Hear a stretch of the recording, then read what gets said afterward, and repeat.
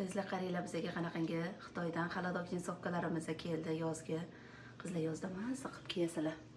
Qizlar yaqinda xalqaro bolajonlar kuni farzandinglarni olib aylanishlarga olib borasizlar qizlar. Ulgurib olinglar, qaranglar, razmerlarini standart. O'zbekda 46 dan 52 gacha bo'lgan razmerlarga zo'r to'g'ri keladi qizlar. Tepasini uzunligi 83, shimini uzunligi 1.10.